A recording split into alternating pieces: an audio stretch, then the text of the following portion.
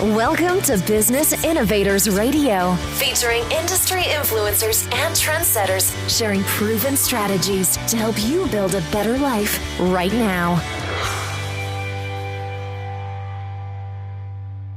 Hello, listeners, and welcome to the show today. I am your host, Becky Auer, and today I'm so excited to have Ed Katz from Katnip Marketing. Ed is the managing principal at Katnip Marketing in Florida, New York City, and Connecticut. And he and his teams have won over 100 awards, which is incredible, including a 2020 International Telly Award and a 2020 Bernays Award for Best PR Campaign for Small Business in South Florida. So, Yahoo, Ed, welcome to the show. Thank you very much. Great to be on, Becky. I appreciate you having me. Yeah, not a problem. It's my pleasure. Tell us, and the listeners out there, tell us a little bit about Katnip Marketing and how you're helping your clients, because it sounds like you're just doing incredible work. Oh, thanks. We're a full-service agency, so we cover a lot of different disciplines. So we're doing social media, we're doing website development. Just before I got on the phone with you, I was going over a client's logo, getting it ready so it matches everything for the colors on the website. And we're doing traditional advertising, television, radio, actually even some print. Believe it or not, people are still using print, and it can still be very effective. And also public relations, working on getting a story out for a small bank that's processing the PPP loans, where the big banks haven't been able to get it done. So it's kind of a cool story there. And just got a nice hit for a local client on the CBS TV station here for a public relations story. Oh my gosh, that's so exciting. Well, I think people listening, and I have always been confused too about, there's a difference between public relations and advertising. Could you explain to the listeners what the difference is between those two things? Sure.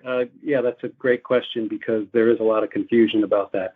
So advertising is much more simple and straightforward. You pay for space, time, airtime, and you determine what you want to say. You can completely create the message, the size, when it's going to run, where it's going to run. It can be targeted. Social media can be very well targeted, and as are the digital ads. With public relations, it's different. It's a media outlet carrying the story. So you have to get them to run it as close as possible to the way you want the story to be told, but there's no guarantees. They can use all or none of it. They can use a part of it, and sometimes it can actually be a part you're not happy with. It depends on the story and what the media outlet's agenda is. And that's, I'm being candid, because I've seen stories where I've read it, and you're wondering if the reporter was actually there, and then others where they nail it perfectly, get every facet to it, the nuances, and they tell it in a great way. So I've seen all different kinds, and all we do is we lead the horses to the water, so to speak, and then you hope they drink it, and it comes a favorable light for the client. But you can't always control it, and that's the risk with public relations. But it's also third-party credibility. So you've got a media outlet that is established and in general has good credibility, as opposed to an ad that people know it's paid for. So those are the basic differences. Yeah, I appreciate that, because you're right that if they're paying for it, people think, oh well, they're just placing an ad. But if a third party sets them up as authority or the experts, then it is that social proof, if you will, and it is a little bit more interesting. Right. I know that it's interesting because when I work with my people, I always say you want to be the authority and the expert, and how do you get there? So it's great that your company does that. Now, does Katnip Marketing? I mean, you did a whole bunch of different things: social media, websites, logo, print, public relations. Tell me a little bit about, as a small business owner, do you sit down with people and figure out what they need first, or what kind of, like, how does that process take place? Right. Actually, usually what I like to do is kind of do a media audit. So I just take a look at their website. Excuse me one sec. Okay. Yeah, take a look at their website, their social media presence, and see their videos, any other content they've created, to get a sense of how they're perceived out by the general public or their target audience. Sometimes it's business to business, and actually a lot of cases it's business to business. So take a look at that and then have a discussion with them on their goals, where they feel they are, what the direction is that they want to go to, so we can try to build the plan to get them from point A to point B in the most cost-efficient, practical way possible, and timeliness as well. Right, exactly. Yeah, because people have limited time and limited money as small business owners, especially because you're wearing all the different, hats in a business. So I appreciate that. The audit sounds like a great way to go. Mm-hmm. Yeah, it brings a lot of things out to the forefront that a lot of times the client didn't even realize that this has been kind of the way they're being perceived, because it's not what their intent is, but they may not have been as strict as far as following a plan and a course for how they're projecting their content and how they're what kind of consistency they're using with it. Ooh, I just love that you use the word consistency, because if there's nothing else people should do, it's be consistent in whatever they choose. And I'm sure that right. that that and that you help them with that, because people just get busy. Business owners especially get so busy. But if they could at least commit to one thing a week, it could really help them. That's right. And I actually have a conference call with a client this afternoon that I'm going to chastise them, because they promised they would be doing new content at least once or twice a month, and it's now been 2 months since their last post. So I'll be on their case about that. Yeah. Cracking the whip. I like it. Now, tell me this. What types of businesses does Katnip Marketing specialize in helping? Or is it like a generic all small business owners, or what types of businesses? Okay. Well, we're a full service general agency. So overall, it just because of the way things have worked out, when success in one field, people tell about it, and then you kind of get more calls in that regard. So I'm working with actually right now 4 book authors, promoting their books and their writing and their social media content, and growing their presence online. There's one client we grew over a course of 3.5 years. When I first started with this award-winning author, she's a great lady, but she only had 123 followers on Facebook. We've now gotten her over 5,400, and that helped her get a book deal for her second book. So because the first thing a book publisher wants to know is, how big is your following on social media? So that's one example. Another is I work with some nonprofits.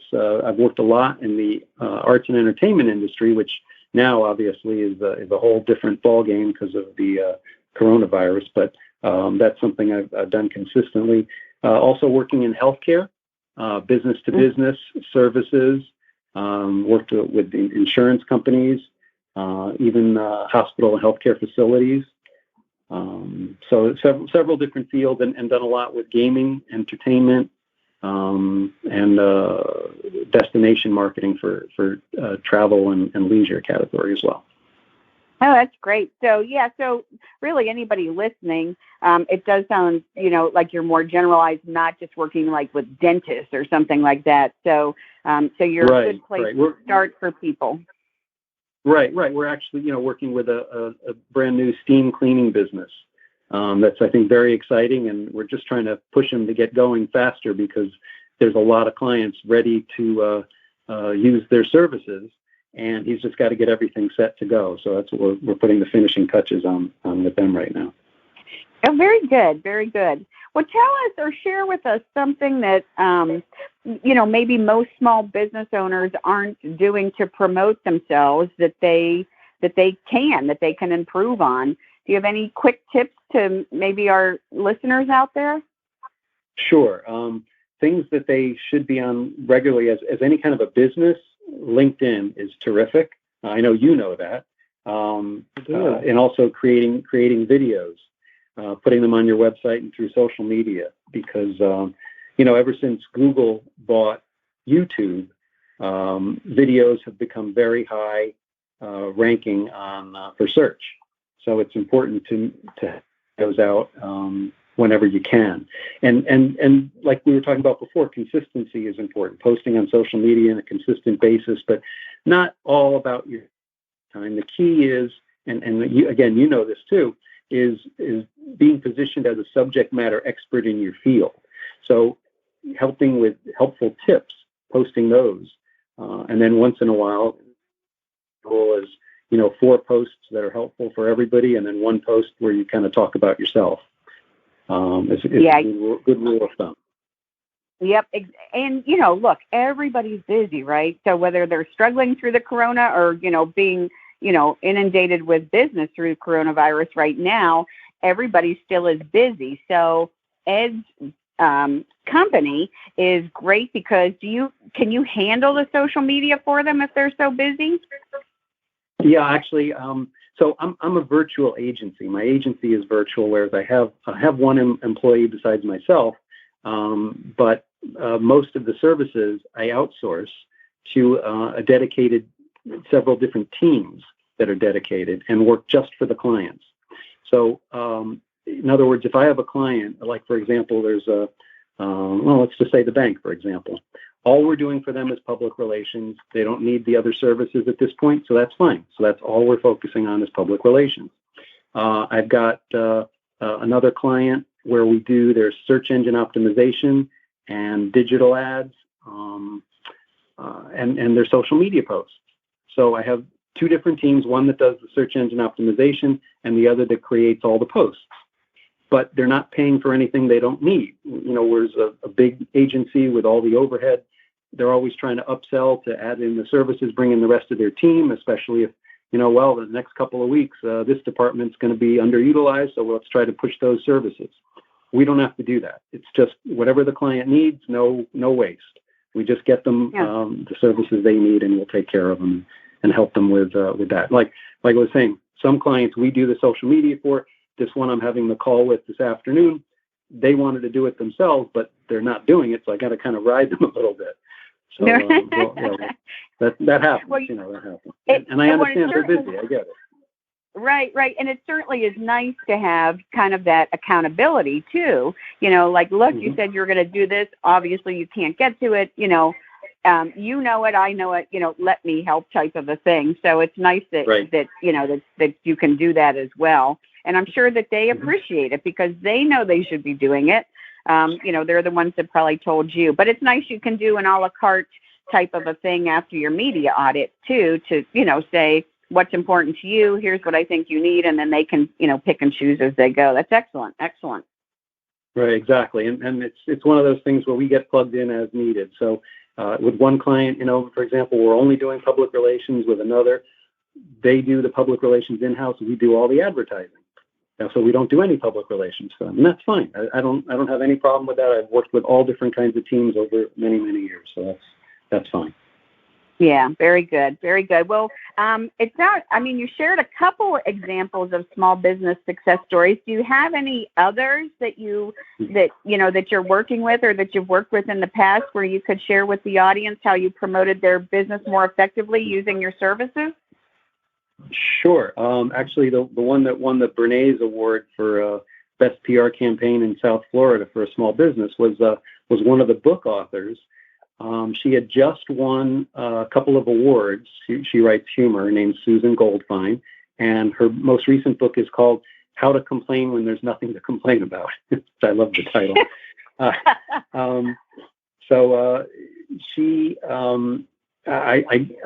When she won the most recent couple of awards for humor, I contacted one of the arts reporters for the Palm Beach Post down here and told her the story, and she loved the story. So, because Susan is in her 70s, so this is her second major career, kind of taking off in her second career. So the writer loved it. she said, let's do an interview. And I said, great. And we talked about when the interview would happen, when it would come out in the paper. And we set up a bookstore appearance at the Palm Beach bookstore for a couple of days after the article was supposed to hit. And everything worked out great. The interview was terrific. The article came out online first. We put that out through social media. Then the article came out in the actual print edition of the paper. And 2 days after that, it teased in the article, it teased the bookstore appearance. The bookstore closed at 5 and the appearance was for 5:30. And there was literally a line out the door that night for the bookstore appearance. And it was actually raining. And it was standing room only in the bookstore. And they didn't know how many books to stock. They stocked 40 and sold out of all of them in less than a half hour. So, oh my gosh, that was great. Right. So then they ordered more. And then after seeing the article, a regional women's accessories store with 6 stores down here, unfortunately, I can't remember the name of it now, but they ordered books for each of their stores after seeing the article too. So, and of course, she sold more online because of all the exposure. So it was very, very nice event. And she did sign the books. She talked to the people who came, and also did some readings of a couple of her essays. So that was one great example. And another one a little briefly was a grand opening of a health food store. It was a chain that had problems because they were being picketed by a union that even put a giant 8-foot high rat in front of the parking lot. Oh so in order to actually go into the parking lot, you had to go past the picketers and the giant rat. Oh my gosh. So it was a big story. So the news was covering it because of the union picketing it, because the store wasn't unionized and the union wanted to be unionized, and there was all that. And they were like, the manager saying to me, we still have to get the store open in spite of this. What can we do? And I said, okay. We had a conference. We sat down with the managers, and they had a really good story, because even though it was a chain, they carried a lot of local brands. And I said, let's talk about all the local brands you're carrying. And then, you know what, let's all bring some gift baskets and deliver them to the regional, to the disc jockeys at the local radio stations in the morning, and bring some to the train station and hit the commuters. And it worked out great.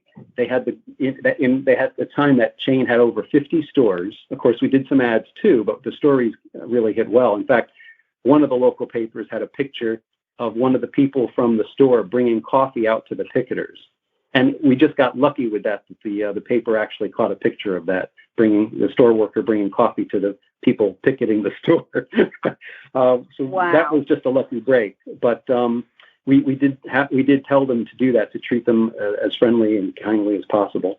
But it was a huge success. It was the biggest grand opening that chain ever had. And they were in talks with us to do all their grand openings when Whole Foods bought the chain. Wow. So, yeah, unfortunately, Whole Foods came and they were like, thanks very much. You did a great job, but we have our own team for all the grand openings, so we're all set. Thanks. But it was a great success story, and the store is still one of their top stores in the Northeast. Oh, that's amazing. Wow, that's a good story. I would be devastated if I saw a big rat in front of my place that I'm trying to get open as a small business owner. You're like, please, right. let me be.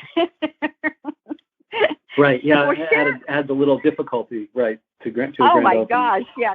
I think it adds a lot of difficulties. Oh, I can just picture it. It just makes my skin crawl. As I'm sure it made theirs crawl. Well, tell us. I'm sure there are some, little known pitfalls or common mistakes that you see small business owners make, when they start to try and promote their businesses themselves and try and do it effectively. Do you have any of those mistakes that you see happen time and time again? Yeah, good question. There usually it happens when there's no real plan in place. They know sort of a general goal, but they haven't even put it down into terms of specifics. So when I meet with them, we try to iron that out and put a plan together for, this month and then 3 months, 6 months, a year from now, and try to orchestrate the whole thing together, because ideally the advertising and the public relations work together, whether I'm doing one part or all of it. the key to work quickly so the client gets the benefits, because all the individual parts kind of make a bigger whole. So that's important. And then again, being consistent with what they're doing, which we keep talking about because it is so important. But having a marketing plan overall that incorporates advertising, social media, the website, public relations, and ways to generate leads is critical. Yeah, very good. Well, it sounds like you've been doing this a while. What's something that inspired you? Like, how did you want to become, an owner or, marketing principal of an advertising agency? Tell us a little bit about your background. Okay. Well, I was at Syracuse University with a dual major. My dad and I made an agreement because I wanted to be a film major, and he said, that's great, but do a practical thing too. Find a place where you can go to that has a business school and take a business major. So at Syracuse, I was able to major in marketing in their business school, which is now the Whitman School of Business, and in Newhouse School of Communications for film. And initially started working at a cable company, a brief stint at a radio station, and then working at a couple of local TV stations. I learned the media from the inside, and but I was only seeing one way that clients could be helped by the different media. So I thought it'd be great to be able to be objective and work overall with all media and see what makes the most sense for each client, what's the most cost efficient, where they can get the most exposure for their money. It was able to transition from basically working inside the media to working for clients using the media, starting out as a media buying service and then expanding to incorporate creative services and public relations and just growing. Well, that's amazing. And so how long have you been doing this? Well, the first agency I had with a business partner, that was 15 years. And then our largest client was the Connecticut Lottery, which I had been overseeing the account. I got them to renew, and then that was a good time for me to sell, because I found at the agency I was spending more time managing staff than actually managing the client accounts. And I really didn't want to be an HR person. That wasn't what I wanted to do. Right. So, this is better. So I sold my half of the business and immediately opened Katnip Marketing, and that's been over a decade now, actually just 12 years. Oh, congratulations. Yeah, that's exciting. I hear you on the HR side. I had 108 employees at my last, brick and mortar restaurant, and it was a lot. So I'm with you. I like the creative and the development and, the fun part, which is, the marketing and all the media stuff. So I feel your pain on that one. Yeah. Yeah. I mean, we just had 20, but it was tough. It was still tough. And there were other factors too, but plus it was an hour away. And so anyway, it was a good time to sell and do it more closer to home. And then a little over a year and a half ago, we moved the business down here to Florida. I'm very happy. Heck yeah. Who wouldn't be happy in Florida year round? I'm just saying. Well, tell me this. Do you have a lesson maybe that you learned while you were either going through school or your first agency that you learned kind of early on that still impacts, how you do business today? Well, one of the things I do is crisis communications work too. It's not something I do put it on the website, but I don't feature it prominently because it's high stress, high tension work. But what I would say is it takes years to build a good reputation, but it can be destroyed in moments. And having worked with clients, I've seen that up close, and I've seen the effects of it, and it's very tough. So whether the client, did something incorrect or one of their employees did, which is more often the case, the damage still has to be worked on, and it's tough. It's tough work. So it's really important to always consider the reputation of your firm as you grow and make the decisions looking at the big picture and how you're going to be perceived by your clients and the world in general. Yeah, that's so true. I mean, I think small business, I've seen it. I've seen them go through it. I'm seeing it right now on social media play out with a local artist here that, is exactly what's happening. So I love that you mentioned that, and I love that you can handle that, and that, most people don't think of it until it's too late, and then the damage is already done. So that's I right. so appreciate, you mentioning it, and that, it's something that people should really, think about and have a plan for if something happens. Right. You're right. It happens in a second. Right. I did a crisis communications plan for a client just a couple months ago. So it is something that, nobody wants to have to talk about, but it's better if you've got everything in place, that you just have to follow the playbook when something actually does happen. You don't have to write the playbook while it's happening. Yes, right, because you're so stressed out anyway. Right. Yeah. Well, tell me this. What do you think is the most important question small business owners should ask themselves as they consider promoting their businesses more effectively? Well, there's a couple parts to that. Realistically, the first question would be, what's the goal for their business? And looking, 3 months, 6 months, a year, 3 years. And then what are they willing to commit to achieve it, to reach those goals? So that's important. And I think if you don't have the plan, you're kind of flying by the seat of your pants, and that's always dangerous. Right. It can certainly make things a lot harder if you don't have some type of system or some type of plan to follow. So that's great advice. And tell me, right? So setting a realistic goal is important. That 100%. Even just like the people that you're mentioning now, they're like, yeah, we're going to post 3 times a day. Well, when you start to do that, you're like, well, what do I post? How am I supposed to do all this? You know what I mean? And there's everything else. So I hear you, and I appreciate that. So it's good to, it's always good to have people, kind of backing you up and holding you accountable as you go. Now, when people are evaluating, picking an advertising agency or a PR firm, what do you think, what's the most important thing that they should consider when they're making that decision?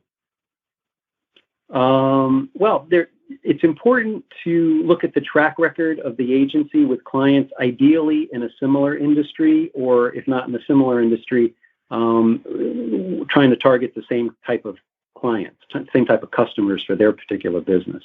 So what's the track record they have with that? Another is obviously awards, but what I've really seen with awards is a lot of them really just focus on creative execution, no consideration of how the results were.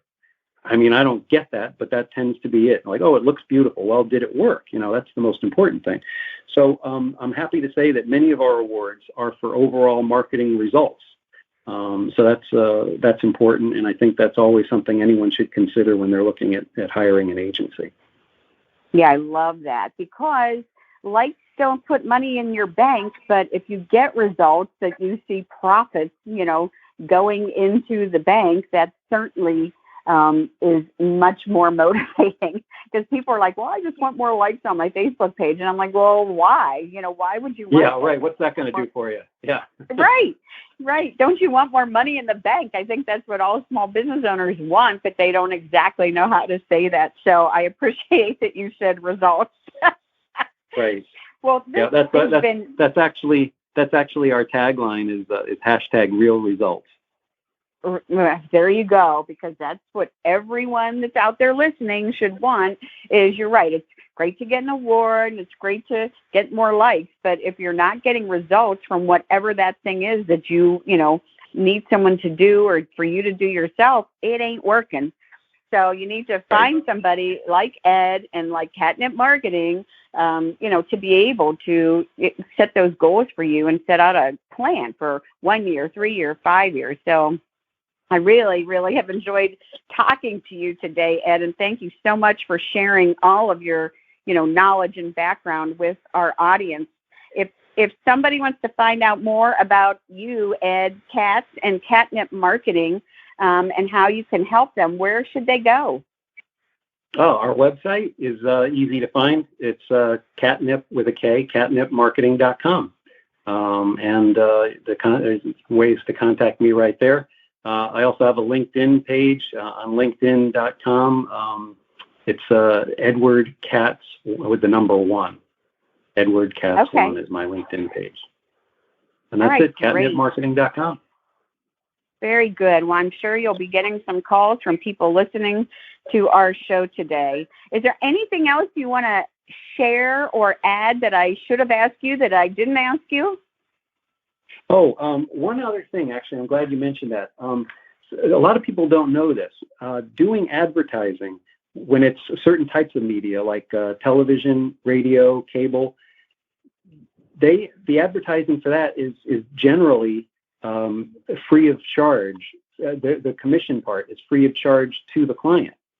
The TV, radio, and cable companies give agency discounts. So that's where the agency commission comes from, is them. It's kind of like the way travel agents, I don't know if they still work that way, but used to work, whereas you don't pay them extra. You get the expertise of them planning the travel, or in this case, your marketing, and you don't pay anything extra for it. It comes from the travel company, or in this case, the media outlets is where you get the commission from. So now it's not true of all media. With print and with digital, it's not true, but it is true in general with television, cable, and radio. So you get the media planned for you and executed for free. So as opposed to you trying to figure out what makes sense yourself, you can get the benefit of someone with a couple decades of experience doing it for you. You know what? I did not know that. So that is a great tidbit that you just shared there. So you get the commissions from the news stations or the radio where you're placing people's ads.